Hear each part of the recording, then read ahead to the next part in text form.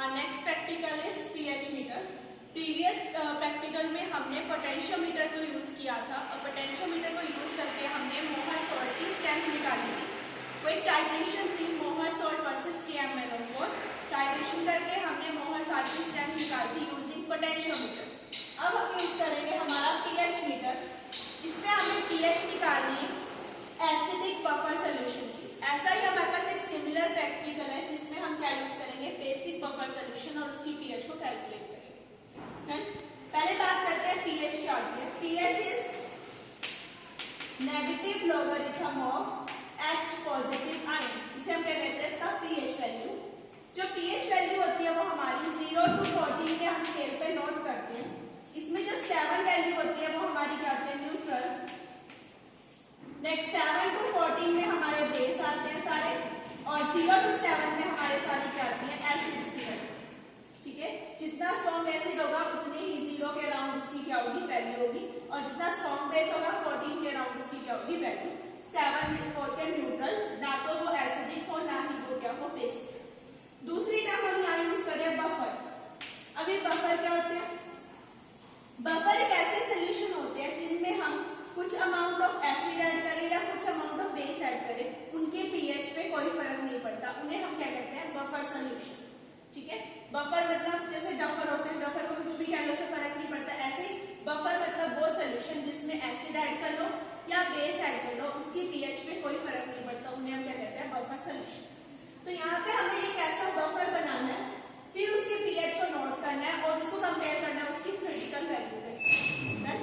तो अब देखते हैं हमें इसके लिए क्या क्या रिक्वायरमेंट है। हमारे को अपडेट्स भी चाहिए, beaker, stirrer, pH meter, pH की electrodes, measuring flask and tissue papers.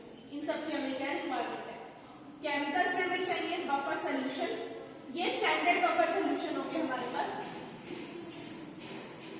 Standard buffer solution of pH equal to 4 and 9।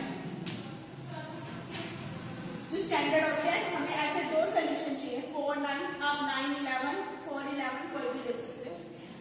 साथ में क्योंकि हमें बफर बनाना है तो हमें दो एसिड्स की बात चाहिए, acetic acid and sodium acid. Acetic acid and sodium acid हमें इसकी रिक्वायरमेंट है, राइट। तो अब हम क्या करते हैं, पहले अपने सोल्यूशन प्रिपेयर करते हैं। क्या हमारा बफर सोल्यूशन एसिडिक हो गया।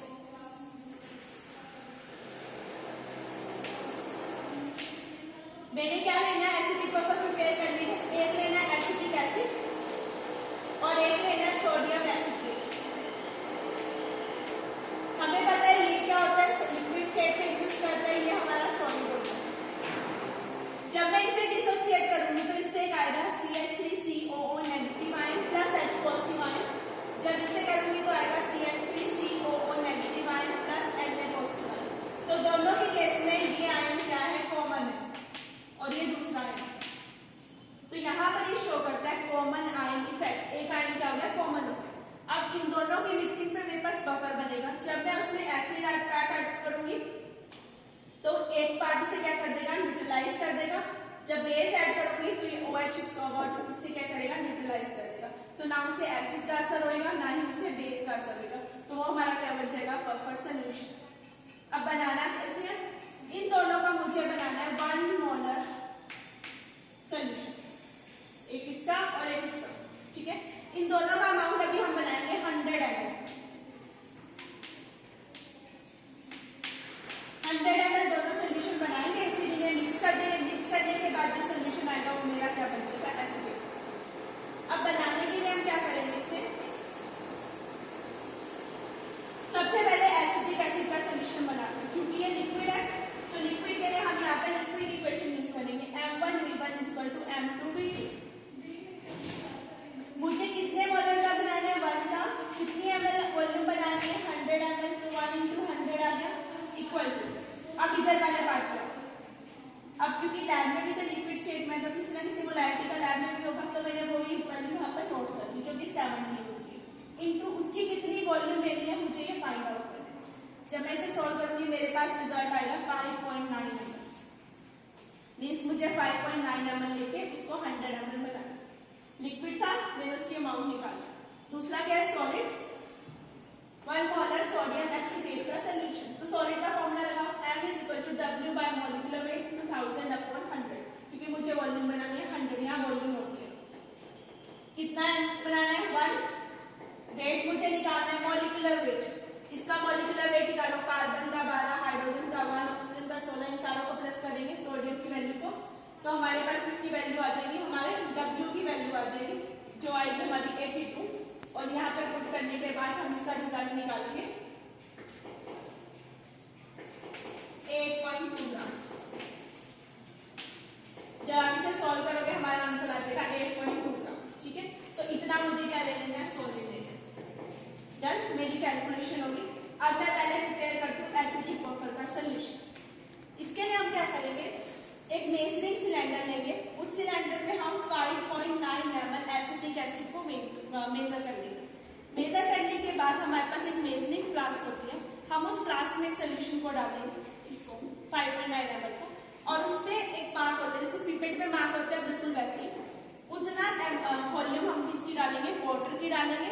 वाटर की डालने के बाद हमारे पास क्या बन जाएगा, हमारा ये सोल्यूशन 1 मोलर एसिटिक एसिड का सोल्यूशन प्रिपेयर हो जाएगा।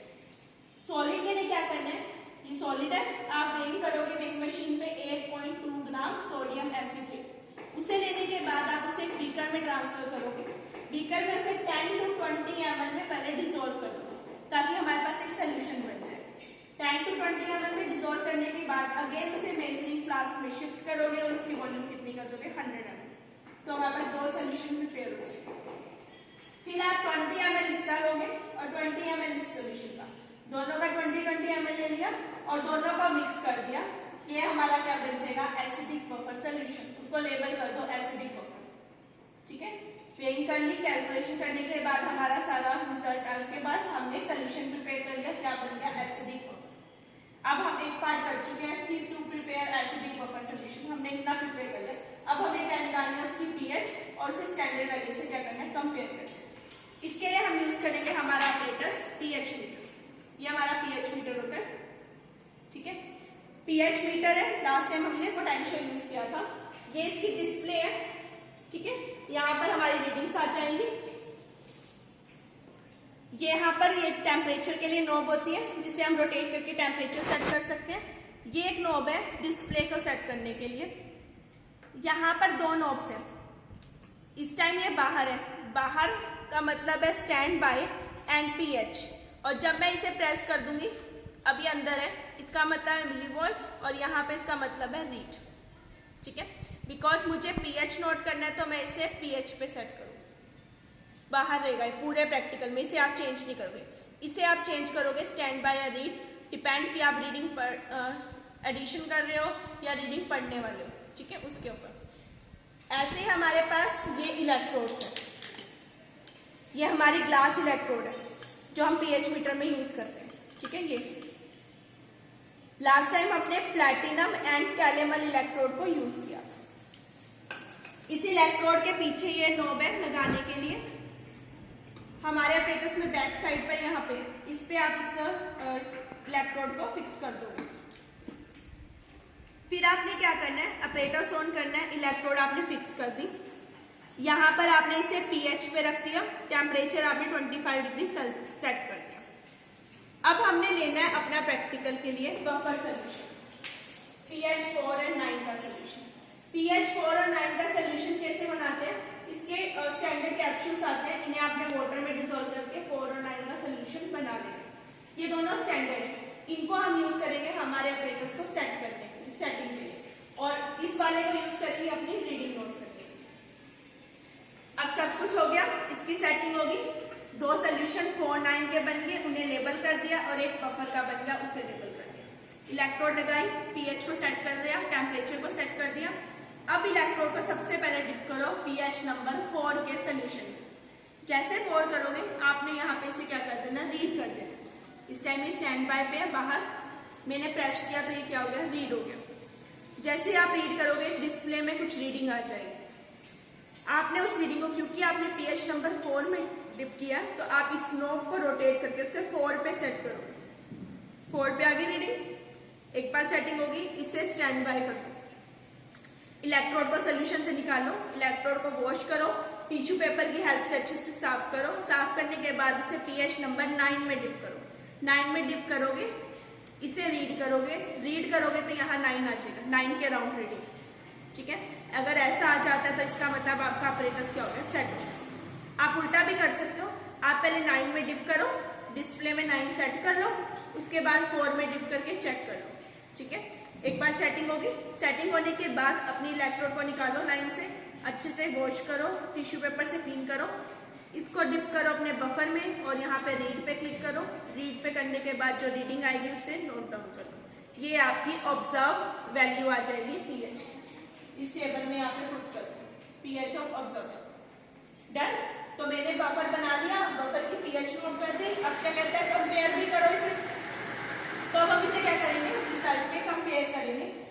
तो जो हमने बफर बनाया उसकी एक्चुअल पीएच होती है 4.726, ऑब्जर्व वैल्यू आपने निकाली वो रखोगे, दोनों का माइनस करके हमारा क्या आ जाएगा, एरर आ जाएगा, एक्चुअल माइनस ऑब्जर्व।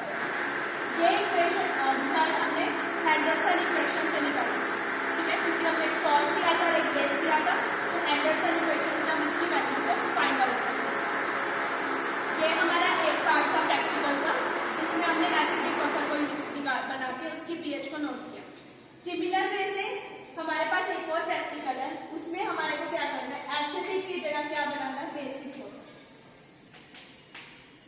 हो जाएगा। To prepare basic buffer solution and compare pH with critical value, बिल्कुल सिमिलर, सेम वे से करोगे, सेम ऑपरेटर्स है, बफर सेम है, बस यहाँ पर एसिड की पार्ट की जगह बेस आ जाएगा। तो अब हम यहाँ सोल्यूशन लेंगे, एक अमोनिया का और दूसरा अमोनियम क्लोराइड का। बिल्कुल सिमिलर वे से सेटिंग करनी है, इन दोनों का सोल्यूशन प्रिपेयर करना है, वही 1 मोलर ये और 1 मोलर ये, 100 ml 100 ml, बिल्कुल सिमिलर वे से, ठीक है। तो सबसे पहले ये सॉलिड है और ये लिक्विड है, तो सॉलिड का सोल्यूशन प्रिपेयर कर लेते हैं। सॉलिड का सोल्यूशन के लिए same formula, W by molecular weight into 1000 upon volume, W by molecular weight into 1000 upon volume मैंने यूज कर लिया। कितने मोलर बनाना है, 1, वेट मुझे निकालना है, मोलिकुलर वेट क्लोरीन का 35.5, अमोनिया का 14 और हाइड्रोजन का 4, क्योंकि 4 हाइड्रोजन है ना, 1 into 4 आ जाएगा। टोटल सम करोगे 53.5 into 1000 upon volume is 100 ml, क्योंकि मुझे 100 ml बनाना है।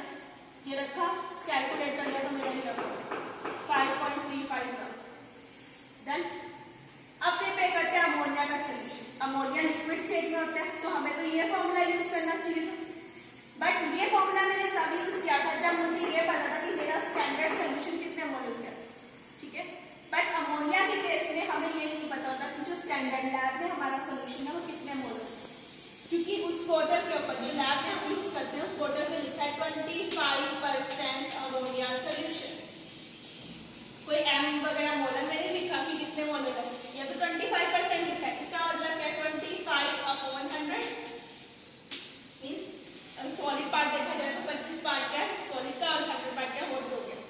तो पहले इसका हम निकालेंगे कितने मोलर है, तो वेट में आ गया 25 अपॉन मॉलिक्यूलर वेट अमोनिया का निकालो 14 इसका और 3 इसका, हाइड्रोजन का 1 into 3 करोगे 17 हो जाएगा। 1000 अपॉन वॉल्यूम 100, यहाँ से एम की वैल्यू निकाली, वो कितनी आ गई 14.7, एक पार्ट एक्स्ट्रा होगा बिकॉज हमें लैब में स्टैंडर्ड नहीं पता था कितने का, स्टैंडर्ड हमने निकाल लिया, वो कितना है 14.7। बस अब पता लग गया लैब का, तो अब लिक्विड वाला पार्ट यूज करो, M1V1 = M2V2, स्टैंडर्ड इतना, इसकी कितनी वॉल्यूम लो कि मेरे पास 1 मोलर 100 ml सोल्यूशन हो जाए, तो मेरे पास ये वॉल्यूम। अब आपने क्या करना है, सिमिलर वे से इतने ml 6.8 ml अमोनिया लेना है, उसको मेजरिंग फ्लास्क में डालना है, उसकी वॉल्यूम 100 करनी है, वो हमारा एक सोल्यूशन बन जाएगा। 5.35 ग्राम अमोनियम क्लोराइड लेना है, वेट करना है, उसको थोड़े वाटर में डिसॉल्व करना है, उसको फ्लास्क में शिफ्ट करना है, शिफ्ट करने के बाद हमारा एक ये अमोनियम क्लोराइड का सोल्यूशन बन जाएगा। अब दो मेरे पास सोल्यूशन आ गए 100 ml के, 20 ml ये और 20 ml ये सोल्यूशन, दोनों को लो, मिक्स कर दो और लेबल क्या कर दो उसको, बेसिक बफर सोल्यूशन। जैसे वो एसिडिक था, अब ये बेसिक बफर, उसे लेबल कर दिया basic buffer solution. Same way से अपना पीएच मीटर यूज करो, स्टैंड बाय रीड पीएच पे सेट करके 4 में डिप करके 4 सेट करो, फिर 9 में डिप करके चेक करो, उसके बाद इसे डिप कर दो पीएच बेसिक बफर के सोल्यूशन में, रीड करो यहाँ से, ये रीड हो गया। रीड करने के बाद जो रीडिंग आती है उसे नोट डाउन करो। ये होगी हमारी ऑब्जर्व वैल्यू ऑफ बफर। ऐसे इसकी एक्चुअल पीएच होती है 9.25, ऑब्जर्व में आपने निकालनी है तो एरर आ जाएगा दोनों का माइनस में, actual minus observe is error. तो यहाँ पर हमने बेसिक बफर का सोल्यूशन बनाया, उसकी पीएच निकाल के उसको उसकी क्रिटिकल वैल्यू से क्या कर दिया, कंपेयर कर दिया। तो ये हमारा पूरा प्रैक्टिकल था बफर का, जिसमें हमने दो तरह के प्रैक्टिकल किए, एक में एसिडिक बफर निकाला और एक में बेसिक बफर निकाला। ठीक है, तो ये कंप्लीट था हमारा पीएच मीटर, जिसमें हमने दो सोल्यूशन भी प्रिपेयर किए, उनकी पीएच भी निकाली और उसको स्टैंडर्ड वैल्यू से कंपेयर भी कर दिया। डन।